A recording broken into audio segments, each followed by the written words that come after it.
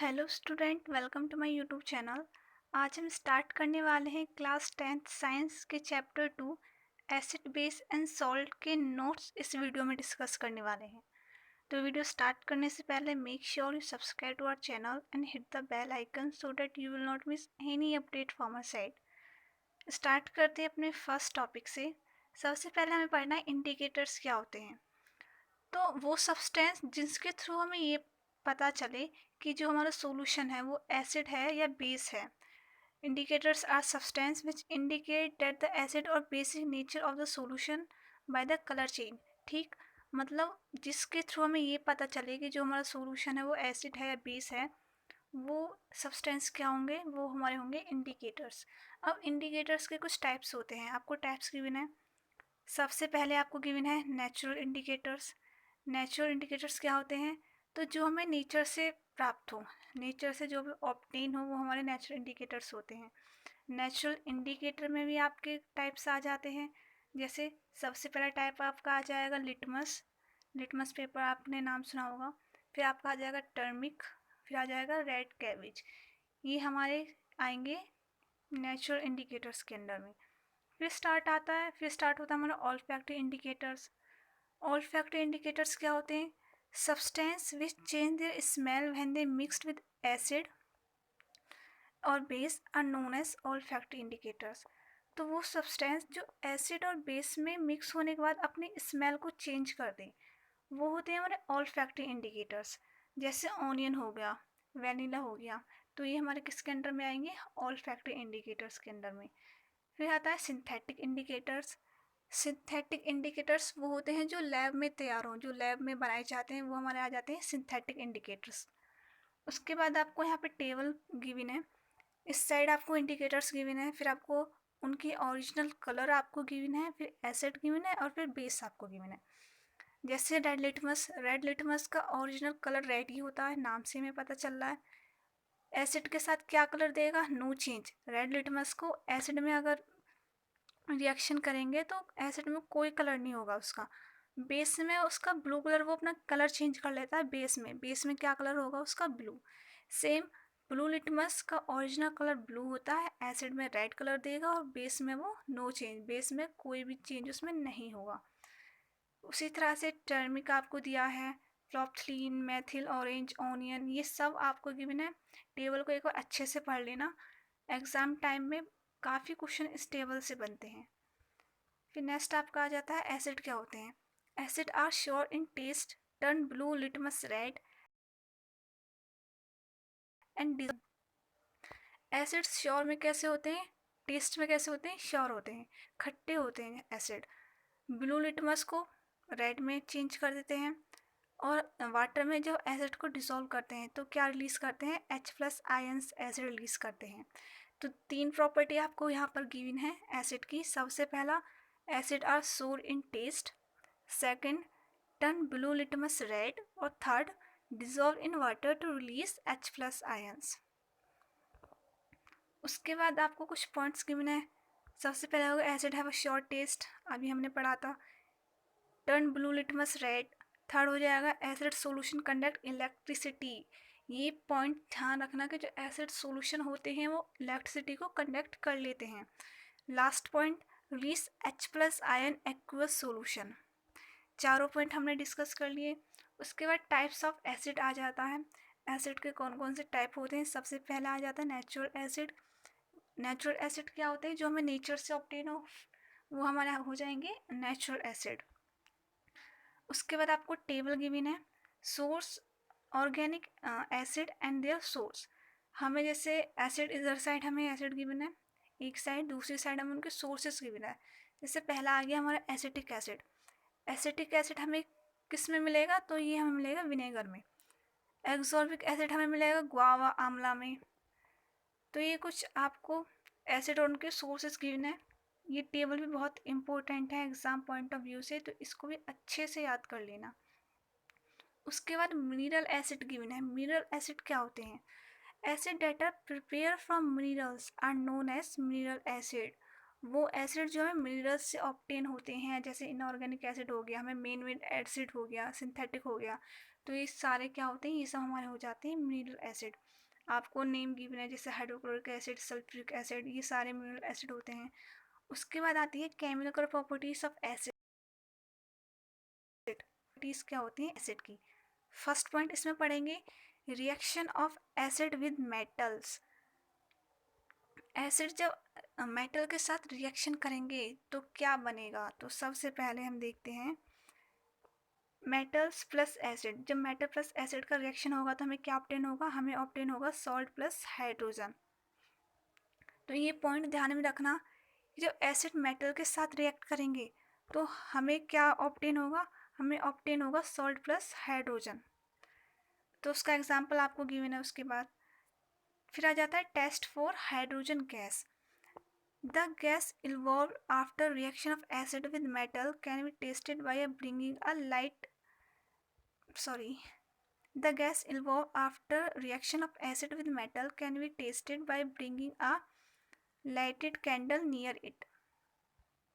If the gas burned with a pop sound, then it confirmed the evolution of hydrogen gas. Burning with pop sound is the characteristic test for hydrogen gas.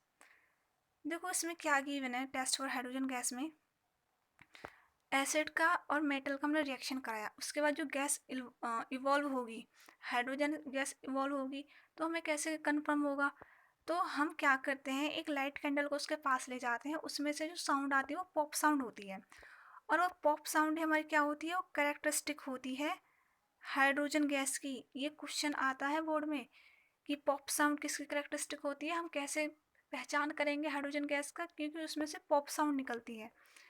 तो ये हमारा हो जाएगा test for hydrogen gas के under में।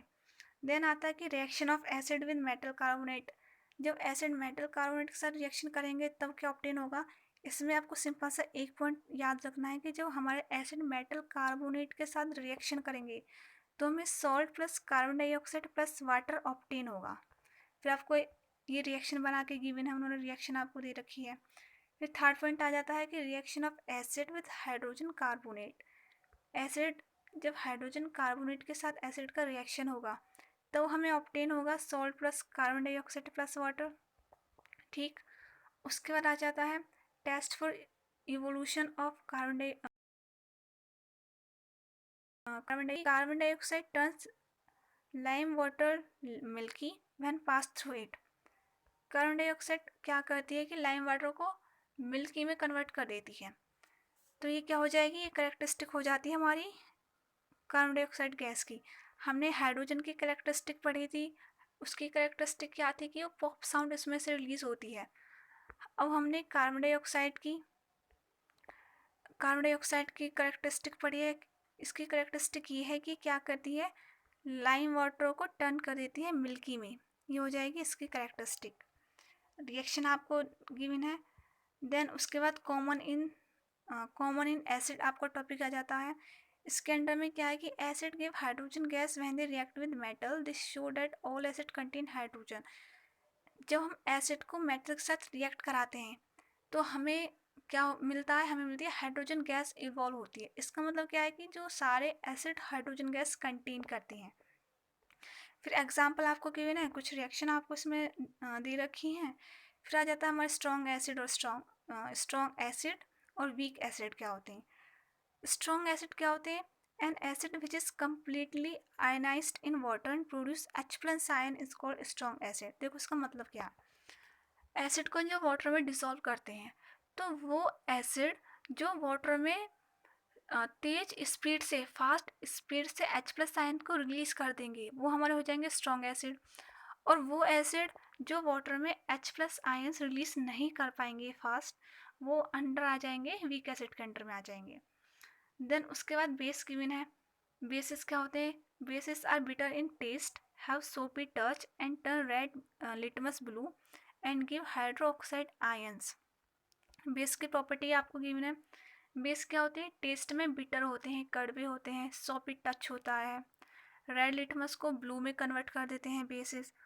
और basis क्या देते हैं, हाइड्रोक्साइड आयंस देते हैं OH-। और हमारे एसिड हमें क्या देते थे, एसिड दे देते H+ आयंस, और बेस क्या देते हैं, हाइड्रोक्साइड आयंस। उसके बाद बेसिस का आपको प्रॉपर्टी गिवन है। पहला, बिटर टेस्ट होता है, सॉपी टच होता है, red turn red litmus blue, ये सारी आपको प्रॉपर्टीज गिवन है किसकी, बेस की। फिर टाइप ऑफ बेस आ जाता है, बेसिस भी आपके दो टाइप्स होते हैं, पर वाटर इंसोलेबल, जो वाटर में पहला होता है कि जो वाटर में सॉल्व हो जाए, और दूसरा जो वाटर में सॉल्व नहीं होते। फिर होता है फिर आते हैं हमारे केमिकल प्रॉपर्टीज़ ऑफ बेस। हमने एसिड की केमिकल प्रॉपर्टीज़ हमने पढ़ ली, अब हम पढ़ेंगे बेसिस की क्या केमिकल प्रॉपर्टीज़ होती हैं। पहला, reaction of base with metal. जब बेस हमारे मेटल के साथ रिएक्ट करेंगे तो हमें क्या ऑब्टेन होगा, सॉल्ट प्लस हाइड्रोजन। ये की पॉइंट है, इन्हें याद करके जाना कि जब बेस मेटल के साथ रिएक्शन करेंगे तो हमें ऑब्टेन होगा सॉल्ट प्लस हाइड्रोजन। फिर ये आपको उसके एग्जाम्पल गिवन है, आप पढ़ के देख लेना। सेकेंड पॉइंट में हमें गिवन है कि reaction of base with oxides of non metals. Base जब नॉन मेटल के साथ रिएक्शन करेंगे तब क्या होगा, तो non metal oxide are acidic in nature. For example, carbon dioxide is a non metal oxide. When carbon dioxide is dissolve in water it produce carbonic acid. पहला point जो हमें ध्यान में रखना है वो ये है कि जो हमारे नॉन मेटल्स होते हैं वो नेचर में ऑक्साइड होते हैं, पहला पॉइंट। दूसरा पॉइंट, मेटल्स हमारे नेचर में बेस होते हैं और नॉन मेटल्स ऑक्साइड होते हैं। फिर क्या आता है, फिर नेक्स्ट हमारा आता है कि जब बेस हमारे नॉन मेटल के साथ रिएक्शन करेंगे तो हमें क्या ऑब्टेन होगा, हमें मिलेगा सॉल्ट प्लस वाटर। देन आपको एग्जांपल गिवन है, उसके बाद न्यूट्रलाइजेशन रिएक्शन आपको गिवन है। न्यूट्रलाइजेशन रिएक्शन क्या होती है, जब एसिड और बेस का वो करते हैं, रिएक्शन कराते हैं, तो ये एक दूसरे को न्यूट्रलाइज कर देते हैं और हमें सॉल्ट प्लस वाटर ऑब्टेन होता है। उस रिएक्शन को हम न्यूट्रलाइजेशन रिएक्शन कह देते हैं। एग्जाम्पल के थ्रू आपको समझाया गया है। उसके बाद आता है reaction of acid with metal oxide. Acid का रिएक्शन जब मेटल ऑक्साइड के साथ होगा तब हमें क्या मिलेगा, तब भी हमें सॉल्ट प्लस वाटर ऑब्टेन होगा। देन उसके बाद आ जाता है कॉमन इन ऑल बेसिक। हमने कॉमन इन ऑल एसिड पढ़ा था, अब कॉमन इन ऑल बेसिस हम देखने वाले हैं। तो आप base dissociate hydroxide ion water which is responsible for the basic behaviour of a compound. Acid क्या करते थे, एसिड वाटर में H प्लस आयन्स रिलीज करते थे। बेस क्या करते हैं, वो वाटर में OH माइनस आयन्स को रिलीज करते हैं, यानी कि हाइड्रोक्साइड आयन्स रिलीज करते हैं। एग्जाम्पल आपको गिवन है। उसके बाद हमारा जाता है न्यूट्रलाइजेशन रिएक्शन। हमने अभी पढ़ा था, जब एसिड बेस का रिएक्शन होता है तो एक दूसरे को न्यूट्रलाइज कर देते हैं और हमें जो ऑब्टेन होता है वो सॉल्ट प्लस वाटर में ऑब्टेन हो जाता है। उसके बाद आ जाता है dilution of acid and base. इसके अंदर में है जब the concentration of hydrogen ion in an acid and hydroxide ion or base per unit volume, so the concentration of acid और बेस। देखो इसमें क्या गिवन है, इसमें है ये जैसे हाइड्रोजन आयन है, हम एसिड को अगर वाटर में डिसॉल्व करेंगे तो हमें क्या मिलेगा, हमें मिलेंगे H प्लस आयन जो है एसिड रिलीज करते हैं, और वाटर क्या रिलीज करते हैं, वाटर रिलीज करते हैं OH माइनस आयन्स। तो ये हमारे अंडर में आएंगे dilution of acid and base. यानी कि डाइल्यूशन मतलब अगर पानी की क्वांटिटी हम ज़्यादा रख रहे हैं तो वो होता है डाइल्यूशन ऑफ एसिड, और अगर पानी की क्वांटिटी हम बेस में ज़्यादा रख रहे हैं तो वो हमारा हो जाएगा डाइल्यूशन ऑफ बेस। फिर आ जाता है strength of acid and base. तो इसकी जो स्ट्रेंथ होती है हमें मतलब पता चलती है कि कौन सा एसिड ज़्यादा स्ट्रॉन्ग है, कौन सा बेस ज़्यादा स्ट्रॉन्ग है। इसके लिए आपका pH स्केल है, उसके थ्रू हमें ये पता पड़ता है कि एसिड हमारा स्ट्रॉन्ग है या एसिड हमारा वीक है। जैसे अगर H प्लस आयन इंक्रीज हो रहे हैं तो ये हमारा होगा एसिड, और अगर डिक्रीज हो रहे हैं H प्लस आयन तो हमारा हो जाएगा वीक एसिड। वीक एसिड मतलब वो हमारा होगा बेस। उसके बाद यूनिवर्सल इंडिकेटर आपको गिवन है। यूनिवर्सल हैं वो आपको pH जो स्केल होता है उसके थ्रू आपको पूरा एक्सप्लेन किया जाता है, यूनिवर्सल इंडिकेटर। फिर हमारा आता है pH in digestive system. Digestive system pH level, तो इसमें है dilute HCl help in digestion of food proteins in a stomach. हमें पता है हमारा जो स्टोमक है उसमें हाइड्रोक्लोरिक एसिड होता है। अब इसमें क्या है कि excess acid in stomach cause acidity. अगर वो एसिड ज़्यादा हो जाए स्टमक में तो क्या करता है, एसिडिटी बन जाती है हमें। फिर हमें जब एसिडिटी हो जाती है तो फिर हम क्या करते हैं, उसको ठीक करने के लिए हम कोई मेडिसिन लेते हैं, जैसे एंटासिड का यूज़ करते हैं, जैसे मैग्नीशियम हाइड्रोक्साइड हो गया,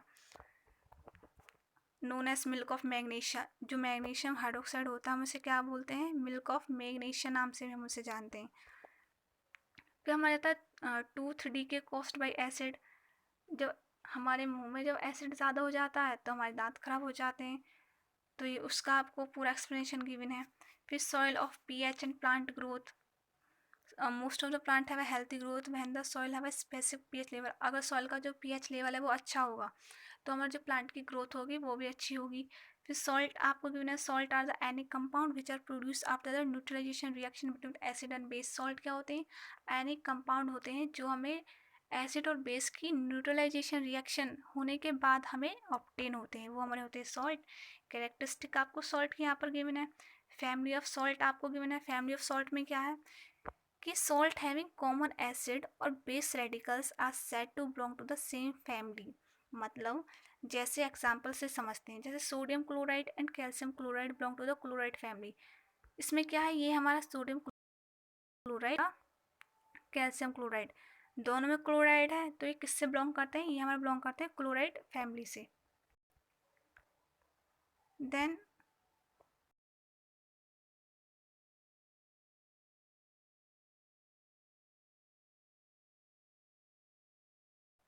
हमारा आता है एंड बेस सॉल्ट, ये हमने सारे अभी कवर कर लिए। ये क्या होते हैं, एक मिनट, जैसे ये न्यूट्रल सॉल्ट पाते हैं। न्यूट्रल सॉल्ट का होता है salt produce because of reaction between a strong acid and strong base. वो सॉल्ट जो हमें स्ट्रॉन्ग एसिड और जब स्ट्रॉन्ग बेस के रिएक्शन कराएंगे तो हमें ऑब्टेन होंगे न्यूट्रल सॉल्ट।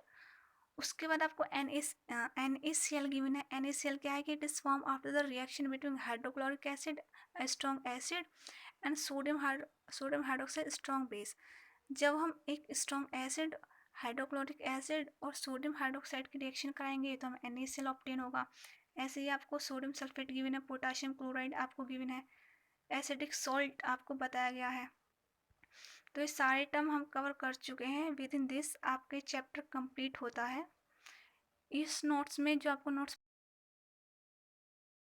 प्रोवाइड किया है, मतलब एग्ज़ाम टाइम में आपके नोट्स बहुत ज़्यादा हेल्प करेंगे। जैसे आपका एग्ज़ाम है तो आपको पूरा चैप्टर पढ़ने की नीड नहीं है, अगर आप इन चैप्टर को अच्छे से पढ़ लेते हो तो उसके थ्रू आपका कंप्लीट चैप्टर कवर हो जाएगा। तो अगर इन नोट्स की PDF चाहिए तो आप मुझे इंस्टाग्राम पे मैसेज कर सकते हो। तब तक के लिए टेक केयर, मिलते हैं अपनी नेक्स्ट वीडियो में। Thank you.